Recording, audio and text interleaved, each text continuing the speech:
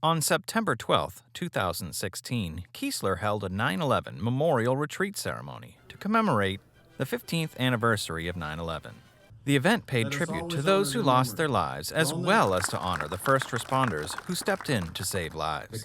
After the sounding of the last alarm, Colonel Michelle Edmondson paid tribute to the heroes, the victims and their families, and asked those gathered to reflect on where they were on that fateful morning of 9/11-2001. Where were you? Where were you when you heard the news?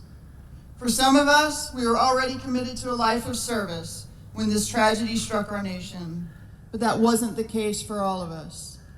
On the morning of September 11th, 2001, I had just landed in London, England, on a TDY on my way to Naples. I never made it to Naples. Rather, I spent an entire week in England trying to get on a plane to come home.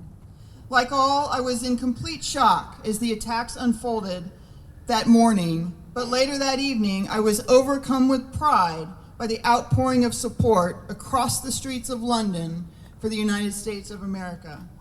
Afterwards, Colonel Edmondson and Chief Master Sergeant Vegas Clark, 81st Training Wing Command Chief, placed a wreath to honor the nearly 3,000 victims of 9/11. The event concluded with a retreat ceremony. Senior Master Sergeant Timothy Carens, who was, at the time of 9/11, a first responder at the Pentagon, had this to say. I was stationed at Andrews Air Force Base on 9/11, first responder as a medic to the Pentagon, where we stayed on site for almost 20 hours, providing on-site care. On 9/11, we saw the worst and the best. We saw an attack from abroad and Americans pulling it together. Since then, I've remained the next 15 years providing trauma and critical care on the ground, en route, and in flight, and now stationed here at Keesler Air Force Base, attending my first memorial since 9/11.